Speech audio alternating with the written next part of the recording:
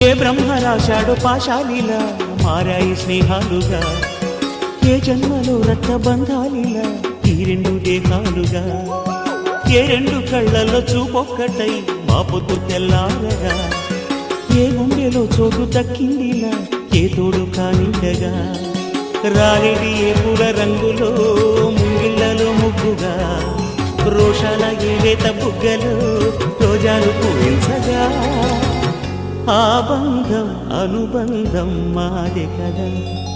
చిన్ని చిన్ని ఈ పువ్వులు చూసి జాబిలి నవ్వింది, సిరి వెన్నెల జల్లింది.